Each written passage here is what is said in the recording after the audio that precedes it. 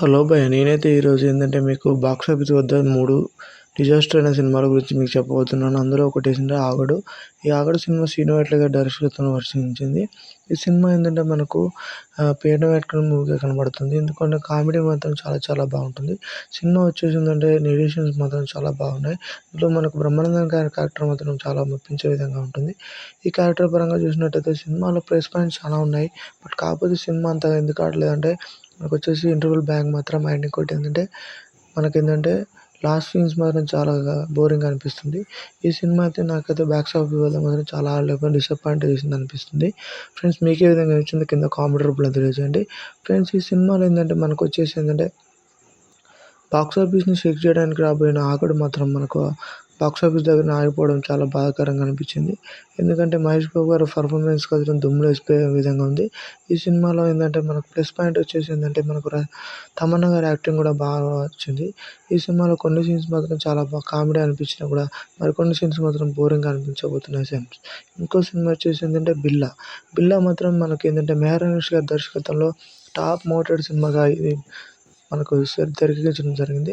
ఈ సినిమాలో ప్రభాస్ గారి యొక్క కెరీర్ని డీస్టార్ చేసిన సినిమా ఇది. ఈ సినిమాలో ఏంటంటే మనకు సినిమా వచ్చేసి విధంగా కథ విశేషం చాలా బాగుంటుంది. బట్ కాకపోతే సినిమా నెగేషన్ మాత్రం చాలా దెబ్బపడిపోయింది. ఎందుకంటే మెహర్ అనూష్ గారి సినిమా యాటిట్యూడ్ మాత్రం బాగా పెంచారు. బట్ కాకపోతే ఏంటంటే సినిమాలో వచ్చేసి ఏంటంటే ఎలివేషన్స్ కూడా చాలా చాలా బాగుంటాయి. బిల్లా అనే క్యారెక్టర్ పరంగా ఎలివేషన్స్ మాత్రం లుకింగ్ మాత్రం ఆసమ్గా ఉంటుంది. సినిమాలో వచ్చేసి ఏంటంటే ప్లస్ పాయింట్ ఏంటంటే మనకు బిల్లా క్యారెక్టర్ వేసిన మన ప్రభాస్ గారు మాత్రం ఇందులో ఇరగదీసేసాడు అనిపిస్తుంది. నాకైతే సినిమా బాగా నచ్చింది అనిపిస్తుంది. సో ఫ్రెండ్స్, మీకు ఏ విధంగా నచ్చిందో కింద కామెంట్ రూపంలో తెలియజేయండి. ఇంకోటి ఏంటంటే బిల్లాలో ఏంటంటే మనకు అనుష్క గారి యాక్టింగ్ మాత్రం చాలా పర్ఫార్మెన్స్ వచ్చేసింది. బిల్లా మనకేంటంటే అందరికి ఆకట్టుకుంది మాత్రం. ఇంటర్వ్యూ సీన్ మాత్రం పిచ్చి ఎంజాయ్ చేసేయచ్చు ఫ్రెండ్స్. ఎందుకంటే ఆ సినిమా నెగోషియేషన్ సీన్స్ కానీ చాలా చాలా ఆకట్టుకున్నాయి. ఫ్రెండ్స్, బిల్లాలో ఏంటంటే మనకు వచ్చేసి ఏంటంటే ప్రభాస్ గారి లుకింగ్స్ మాత్రం ఆ స్టైల్ స్వాగ్ మాత్రం అదిరికొట్టింది ఫ్రెండ్స్. ఇందులో వచ్చేసిన నెగేషన్స్ మాత్రం ఏంటంటే మనకు బిల్లా గారి లుకింగ్స్ మాత్రం తన ఒక బ్యాక్డ్రాప్ మ్యూజిక్ మాత్రం ఇరగదీసేశాడు ఇంకోటి ఏంటంటే ఈ సినిమాలో ఏంటంటే మనకు ప్లస్ వచ్చేసి ఏంటంటే మనకు నెగేషన్ షేడ్స్ మాత్రం ఇందులో చాలా చాలా మెప్పించడం జరిగింది. ఇంకోటి ఏంటంటే మనకి సినిమా బాగా నచ్చుతుంది అనిపిస్తుంది ఫ్రెండ్స్. మూడోది ఊసరవెల్లి సినిమా ఏంటంటే మనకు ఎన్టీఆర్ గారి కెరియర్లో బెస్ట్ మూవీగా నిలిచిపోతుంది. కాకపోతే ఏంటంటే బాక్స్ ఆఫీస్ మొత్తం డిజాస్టర్ అయింది. ఎందుకంటే ఇందులో ప్లస్ పాయింట్ ఏంటంటే హీరో కథ వేయించుకునే విషయం బాగుంది. ఇది డైరెక్షన్ మాత్రం వంశీ పైడిపల్లి. ఈ సినిమా ఏంటంటే మనకు వచ్చేసి నెగేషన్స్ రూపంలో తిరిగిచ్చినా కూడా ఊసరవెల్లిలో మనకి ఎన్టీఆర్ గారి పర్ఫార్మెన్స్ మాత్రం దుమ్ము లేచిపోయింది ఎందుకంటే సరికొత్త హంగామాతో ఈ సినిమా మాత్రం రిలీజ్ అయింది. ఇందులో తమన్నా గారి యాక్టింగ్ మాత్రం చాలా బాగుంది. సెకండ్ హాఫ్లో వచ్చే బ్యాక్గ్రౌండ్ మ్యూజిక్ మన దేవిశ్రీ ప్రసాద్ గారు ఇరగదీసేశారు. ఎందుకంటే ఈ మూవీకి ఎంత ఇంపాక్ట్ ప్రాణం పెట్టేశారంటే మన దేవిశ్రీ గారే. ఎందుకంటే ప్రతి పాట ప్రతి సీన్స్ కూడా మనకు తెరకెక్కించిన డైరెక్టర్ విషయం వచ్చి చాలా బాగా అనిపించింది. ఇంకోటి ఏంటంటే ఈ మూడు సినిమాలలో మనకు వచ్చేసి ఏంటంటే ఈ సినిమా మాత్రం ఊసరవెల్లి ఒక మాదిరిగా మాత్రం బాక్స్ ఆఫీస్ వద్ద డిజాస్టర్ కావడం చాలా బాధాకరం. ఎందుకంటే ఈ సినిమాలో వచ్చేసి ఏంటంటే చాలా ఎలివేషన్స్ అండ్ ఎమోషనల్ సీన్స్ కూడా కనెక్టివిటీ అవుతాయి.